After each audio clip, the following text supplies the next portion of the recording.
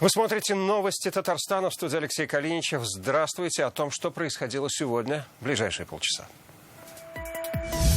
В Казани заложили камень военного госпиталя. Будут применены самые современные технологии не только в области строительства, но и в области медицины. Кого он будет принимать и когда объект будет сдан, расскажет Салават Мухаммадулян. Дешевле и долговечнее. Меньшие сроки из имеющегося материала можно построить очень качественное основание. Как в Татарстане используют передовые технологии в строительстве дорог, увидел Рамиль Галиулян. Ждать ли новой 4-й волны коронавируса? Какой это будет подъем, в каком количестве, взрывной характер он будет носить или плавный, высокой интенсивности, низкой интенсивности, зависит от нас. Последние данные об эпидобстановке в Татарстане узнавала Юлия Гоголева. Итоги лета. Никакой продовольственной безопасности, в этой части республики не грозит. Фарид Мухаммедшин посетил Сармановский район. Каков урожай и чем порадовали сельчан? С подробностями поездки Рамиль Шайдуллин. Что объединяет спортивные семьи и олимпийских чемпионов? Радостно вас видеть сегодня в полных составах вашей семьи. Со спортивного праздника репортаж Алины Зинатуллиной. Военный госпиталь возвращается в Казань. Сегодня в столице министр обороны России Сергей Шойгу и президент республики Рустам Минниханов дали старт строительству нового медучреждения. Оно рассчитано на 150 койко-мест. Казанский военный госпиталь станет прототипом для строительства таких же объектов в других регионах страны. Кого он будет принимать и когда завершится строительство, расскажет Салават Мухаммадуллин. Да, вот это общежитие для интернов и студентов. И теперь медицинский городок в Казани станет больше. Рядом с РКБ и ДРКБ появится военный госпиталь. Застройщик – Минобороны. Старт работам сегодня лично дали Сергей Шойгу и Рустам Минниханов. По плану объект должны были сдать в течение 2 лет. Но министр обороны сегодня обозначил новый срок. Уверен, что в июле следующего года, 2022 года, здесь будет открыта первая очередь. И к концу года, в декабре месяце, госпиталь будет сдан. Будет сдан полностью. И здесь, конечно, будут применены самые современные технологии не только в области строительства, но и в области медицины. В госпитале будет 3 основных здания. Лечебно-диагностический корпус с палатами на 120 коек и поликлиникой, лечебный корпус и инфекционное отделение еще с 30 палатами. Площадь застройки больше 1 гектара, что позволит в будущем разделить территорию на функциональные зоны. Лечебную, инфекционную, хозяйственную, техническую и даже садово-парковую. Спасибо, Рустам Нургалиевич, за такое оперативное решение всех наших вопросов.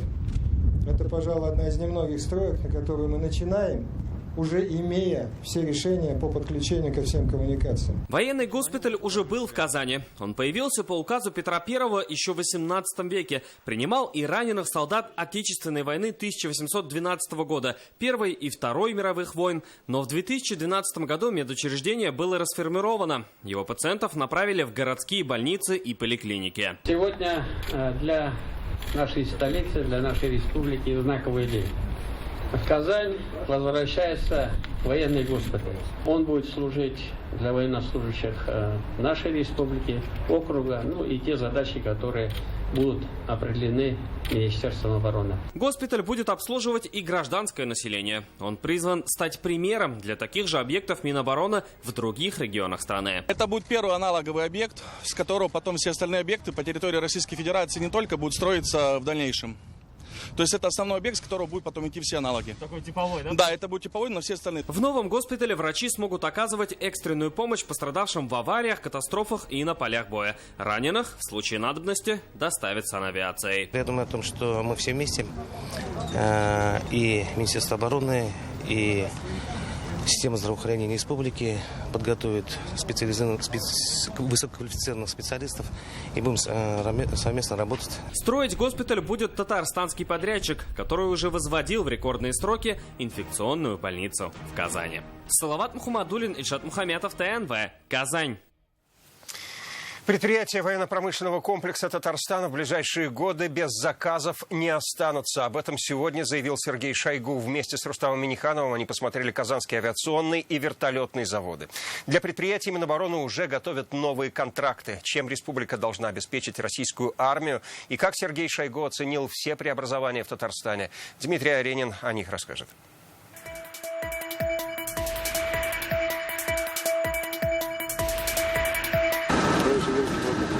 Казанский авиационный завод сейчас выполняет гособоронзаказ. В сопровождении Рустама Минниханова Сергей Шойгу осмотрел, как идет модернизация ракетоносца Ту-160. Весной этого года самолет уже передан на летно-испытательную базу. Цех, где лазерные свалки. Мы потеряли эту компетенцию на 10 лет и восстановились. Теперь мы, Америка и Германия. Большая победа. Еще один самолет, глубоко модернизированный Ту-22М3М, уже успешно завершил первый этап предварительных испытаний. И сегодня Сергей Шойгу и Рустам Минниханов посмотрели на его полет. Также на Казанском авиазаводе министру обороны представили образцы отечественных перспективных беспилотников. Ранее поставлялся без вооружения, согласно вашим требованиям, в инициативном порядке. Следом за самолетами показали, как идут работы над вертолетами. В минувшем году КВЗ досрочно выполнил контракт с Минобороны на поставку Ми-8. И сегодня Сергею Шойгу доложили о ходе производства одного из двух вертолетов Ми-38, которые заказали в 2020-м. Предприятие давно, с 2014 года, адаптирует свои стандарты работы с продукцией военного назначения. Минобороны России в будущем обеспечит заказами казанские авиационные и вертолетные заводы. Об этом Сергей Шойгу рассказал на встрече с журналистами. Она шла почти 1,5 часа.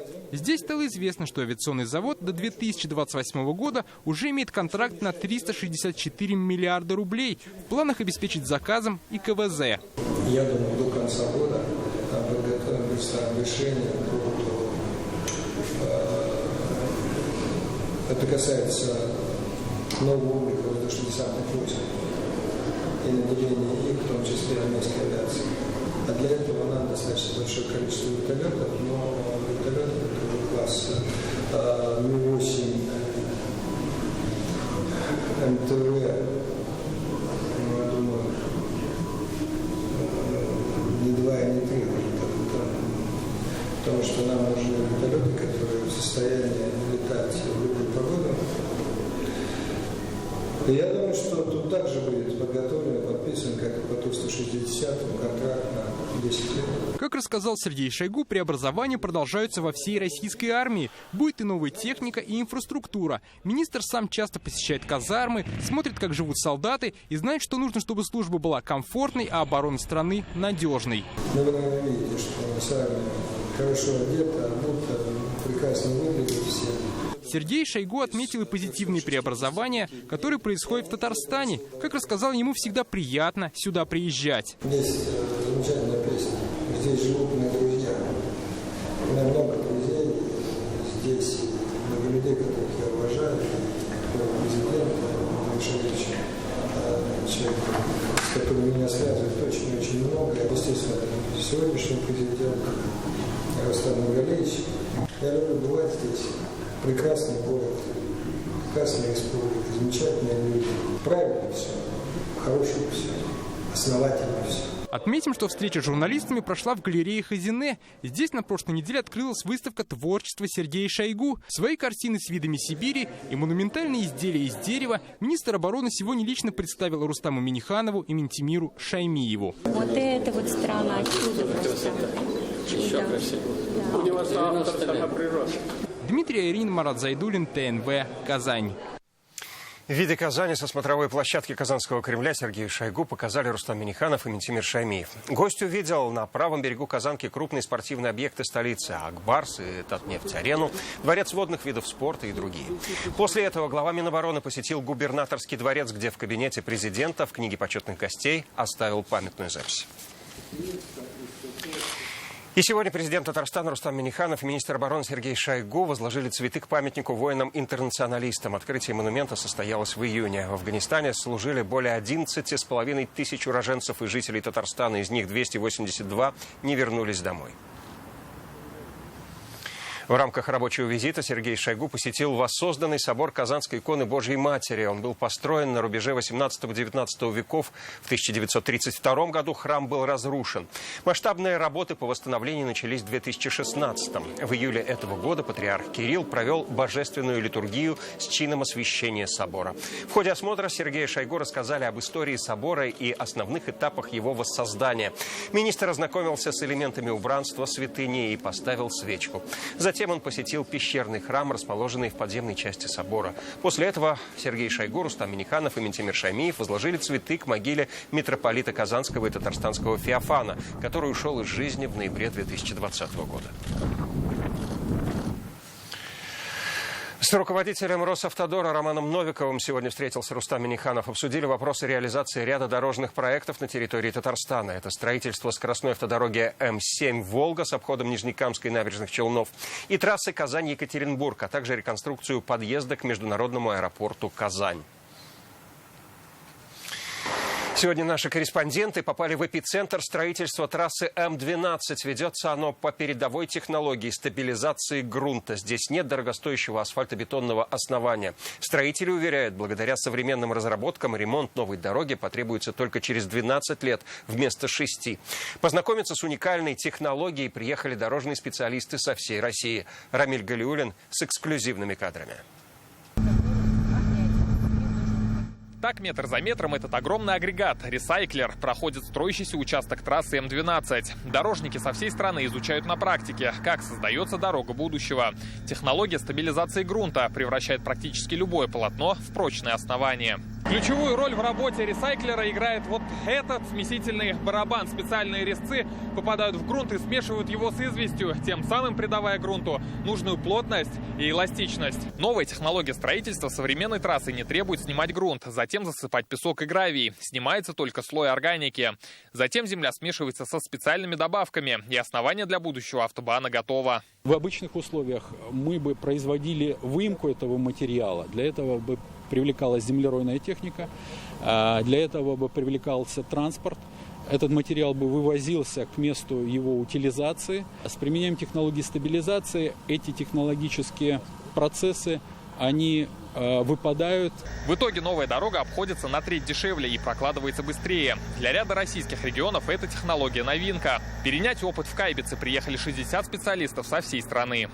Технология стабилизации, мне кажется, сейчас в наших условиях российской действительности это единственная постоянная сильная технология, позволяющая увеличить и межремонтные сроки, и сроки эксплуатации дороги. У нас в Вологодской области впервые будет тоже объект производиться по данной технологии. И приехали посмотреть опыт коллег.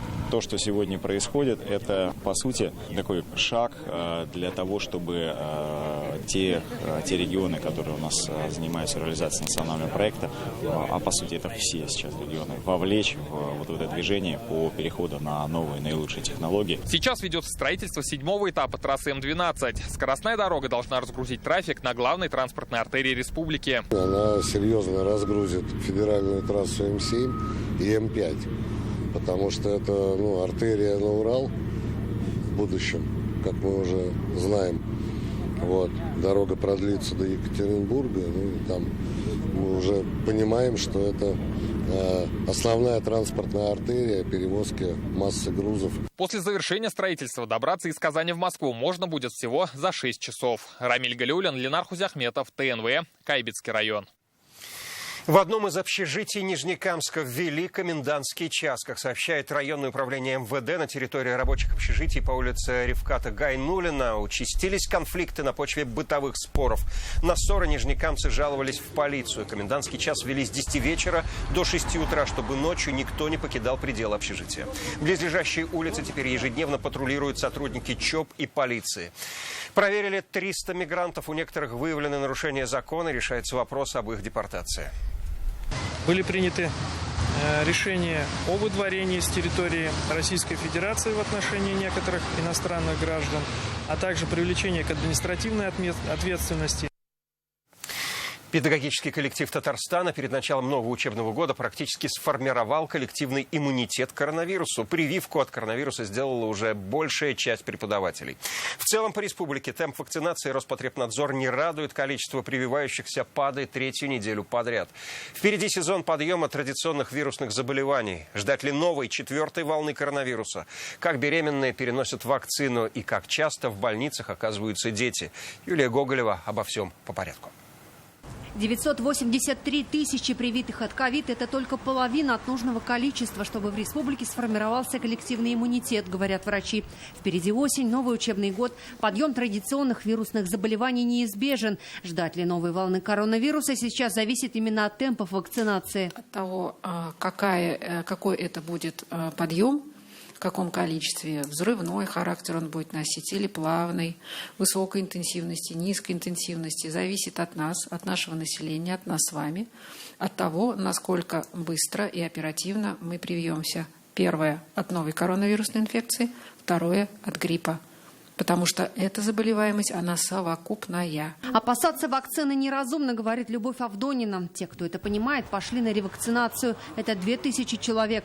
Начали прививать и беременных. Вакцинировались 17 женщин. Во время летних каникул в прививочные пункты пришли большинство педагогов школ и вузов. Тем самым практически сформировали коллективный иммунитет. Педагогический состав средних профессиональных училищ привит на 77,5%, а персонал школ и детских дошкольных учреждений на 58%, и педагогический состав высших учебных заведений охвачен на 54%. По словам медиков, дети стали тяжелее переносить коронавирус. Если раньше это была легкая форма, то сейчас больше средней тяжести. В Казани закрыли детский госпиталь при первой больнице. Теперь маленьких пациентов направляют в ДРКБ. В ДРКБ были койки раскрыты, но они были раскрыты в небольшом количестве под ковид, вот эти все 1,5 года. Сейчас мы увеличили количество просто там коек, немножко изменили маршрутизацию. Если же ребенок положительный, то мы везем ребенка в ДРКБ. Детишки до 1 года, они вот с этой провизорной функцией едут в инфекционную больницу, в ДИП, так называемая детская инфекционная больница на Окольной. Впереди празднование Дня Республики, в связи с чем на многих площадках, в том числе и в Казани, уже начали монтировать сцену. По данным Роспотребнадзора, антиковидные меры здесь будут сохраняться, но есть и те, кому не рекомендовано посещать массовые мероприятия. Это беременные женщины и непривитые люди. В ближайшее время в поликлиниках начнут прививать от сезонного гриппа. Вакцина поступит в Татарстан со дня на день. Юлия Гоголева, Игорь Романов, ТНВ, Казань. Истечет 10 лет. В чьих руках останется огромное количество полигонов и комплексов? Кто построит в Татарстане новые места для отходов? Читайте в интернет-газете «Реальное время». Жителей села всего 300 человек, и для них современный медицинский пункт в деревне Елтимерово Сармановского района сегодня приехал Фарид Мухаммедшин. Он поздравил местных жителей с открытием ФАПа.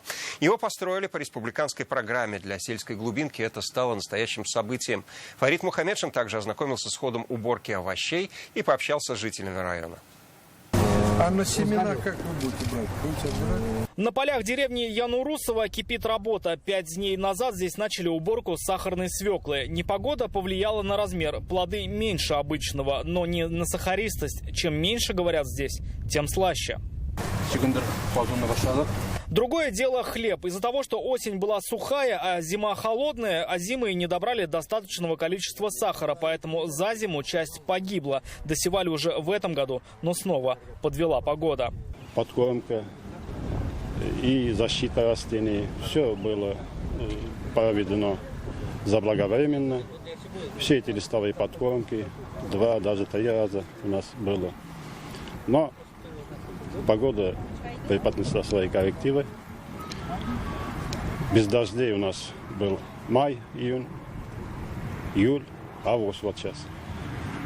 Всего выпало, конечно, 71 миллиметр осадков, но из них 37 только эффективные были.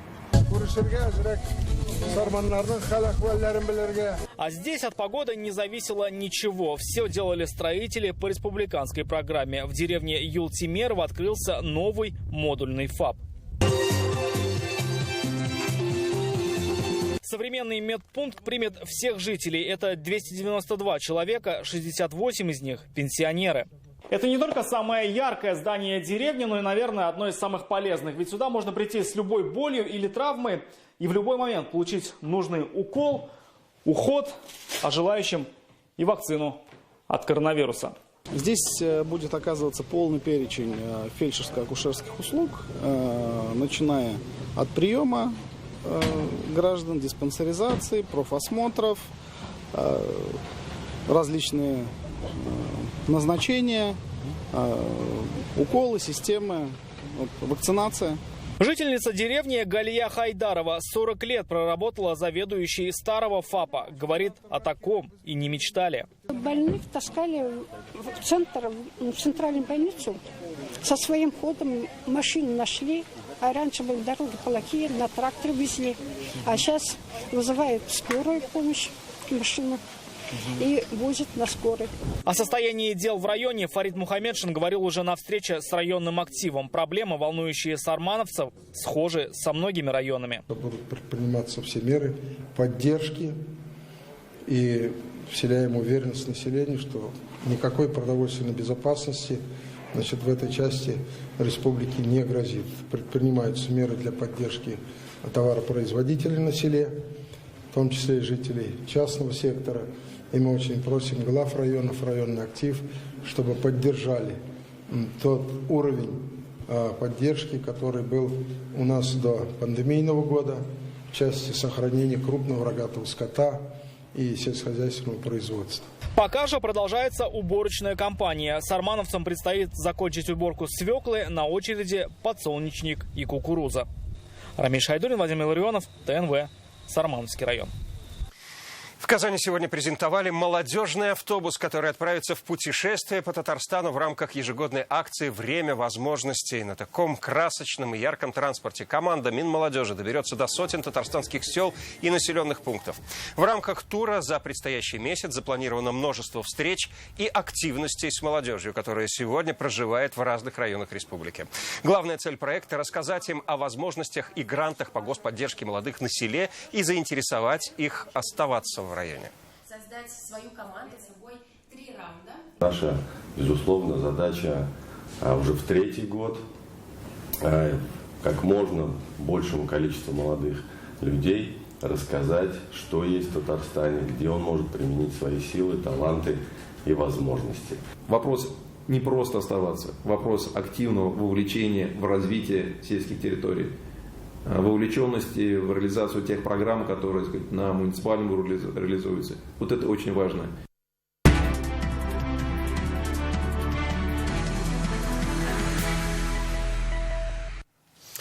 Как будет обеспечена прозрачность голосования и как стать наблюдателем, сегодня рассказали на онлайн-сессии «Мой голос». На вопросы отвечали глава ЦИК Татарстана Андрей Кондратьев, республиканские и федеральные эксперты избирательной системы. В Татарстане более 5000 наблюдателей уже прошли обучение в общественной палате. За ходом голосования будут следить и 35 общественных организаций. При этом треть из них молодежные.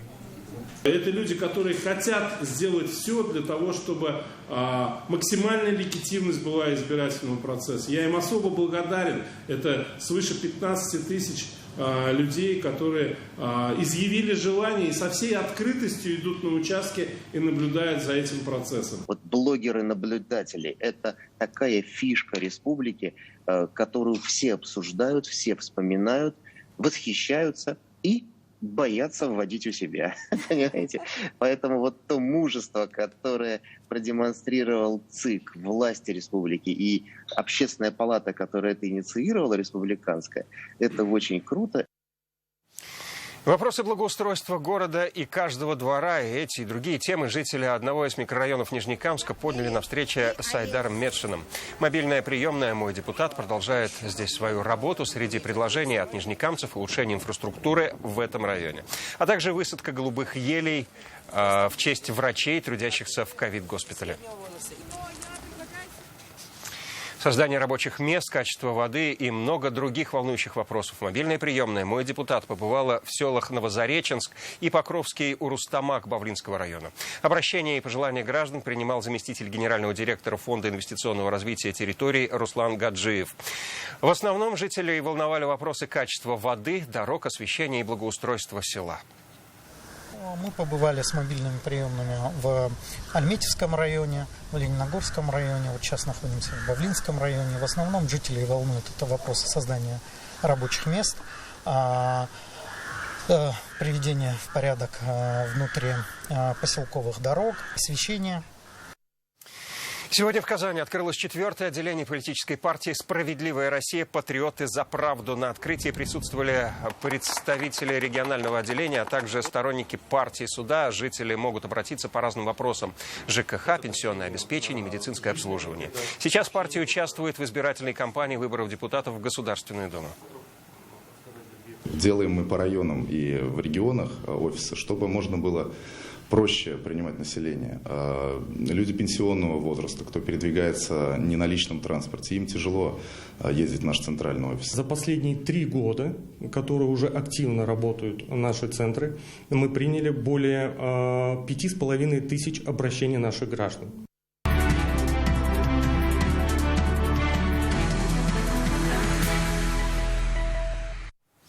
Благодаря инициативе благотворительного фонда «Акбарс Созидания» у жителей Мензелинска появится свой фирменный сыр, приготовленный детьми. Сегодня в местной школе-интернате открылась уникальная детская сыроварня. Это первое модульное производство для детей в России.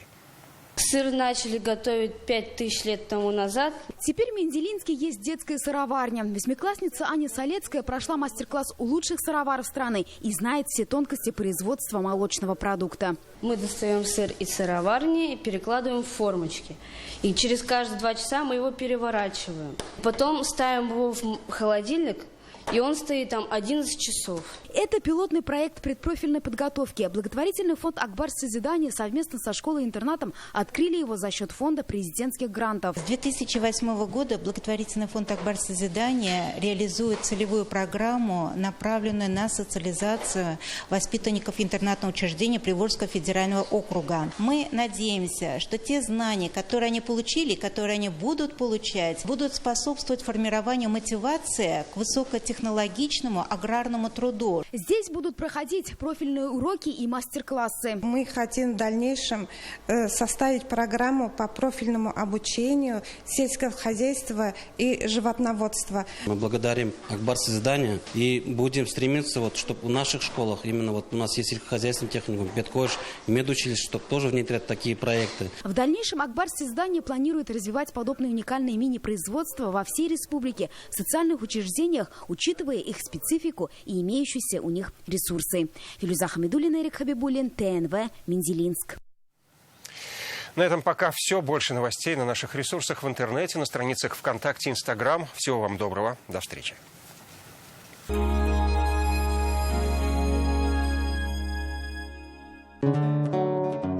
Начинайте получать пенсию на карту «Забота».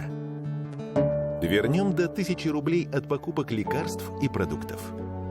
Оформите карту на сайте akbars.ru или в офисах банка.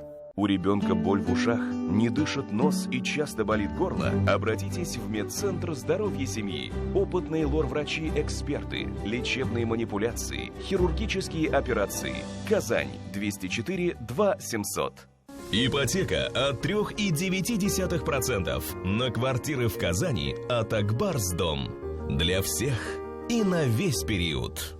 30 августа в честь Дня Республики Татарстан большой концерт лауреатов и победителей фестиваля творчества работающей молодежи «Наше время Безнен Заман». 30 августа в 13:30. Площадь перед театром Камала. Данила Мастер. Памятник за 7 дней.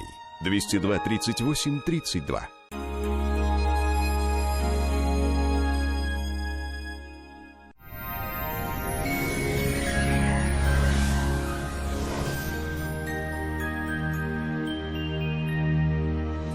В студии София Егорова. Здравствуйте. Не откладывайте заказ вашей новой кухни. Закажите ее в рассрочку в Данил Мастер. Только до конца августа доставка, подъем и установка бесплатно. 3D-проект кухни в день обращения. Звоните 2-167-166. Завершается лето, и мы приблизились к последним выходным дням августа. По данным сервиса Яндекс.Погода, в Бугульме, Бавлаха и Азнакаево ясно и все так же без осадков. Температура на пару градусов ниже, чем накануне. Плюс 21-22 градуса. Ясная погода ожидается в Набережных Челнах, Нижнекамске и Елабуге.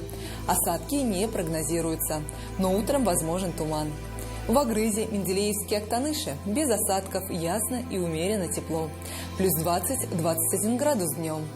Дождей ожидать не стоит в Арске, Кукмаре и Балтаси. Здесь ясно и комфортно, плюс 19-20 градусов. В Болгаре, Дрожжином и Буинске немного прохладнее, чем днем ранее. Но для самочувствия вполне комфортная температура, до плюс 21. В Альметьевске, Чистополе и Мамадыше сохраняется умеренно теплая погода, без осадков, плюс 22. Такая погода сохранится в республике в ближайшие несколько дней. И это ли не шанс проводить лето в хорошем настроении? В Казани ясно и без осадков. Температура ночью около 12 тепла, а днем до плюс 20. Ветер северный умеренный, атмосферное давление 758 мм ртутного столба. Влажность воздуха 47%. В магнитном поле Земли спокойно. Православные в этот день отмечают Успение Пресвятой Богородицы. А в шуточном календаре замечательный праздник – День мечты и День вишневых слоек. На этом завершаем наш выпуск. И пусть все ваши добрые желания осуществятся. До свидания.